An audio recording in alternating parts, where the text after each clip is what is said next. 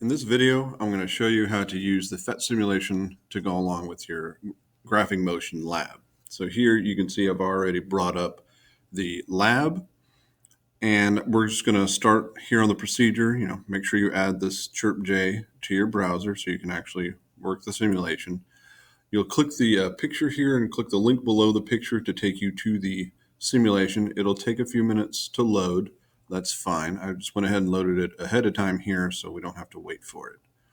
So when it loads up, it should look like this. I'm going to switch to charts so we can actually see the graphs of what's going on, but we only need position versus time. We don't need these other ones. So I'm going to click this button here, the little minus button. So I've removed the velocity versus time graph, and now I'm going to remove the acceleration versus time graph. So this is all we need. So at this point, you're ready to start the lab. And if you know what you're doing, go right ahead. I'm going to go ahead and do an example of our first task. So here, if we go back to the lab, I can scroll down and it says, make sure you place this data chart in your lab notebook.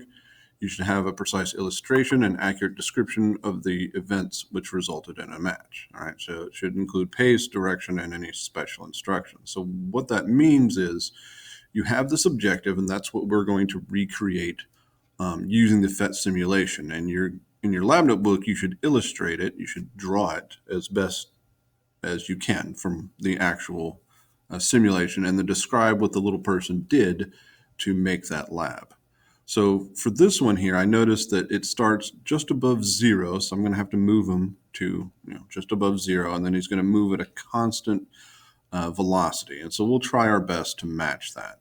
So here, I'm going to move his position to, let's say, 1 meter. So now he's not starting at 0. And I'm going to move him. So here we go. So he starts here and he's going to move away at a fairly constant speed. And, takes a second to catch up to you, but it's just fine. And then I'm going to click pause. And so there you can see that's my graph. Now, it doesn't look exactly the same. I'm going to zoom in a little bit so we can see that it does indeed match the actual graph.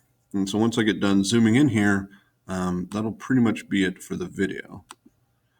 So this will take a second.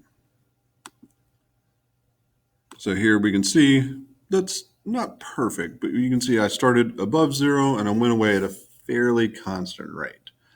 And so at this point, you would just take it, copy this in your lab notebook, and then describe what this person on top actually did. All right, so make sure you do that, and that's it.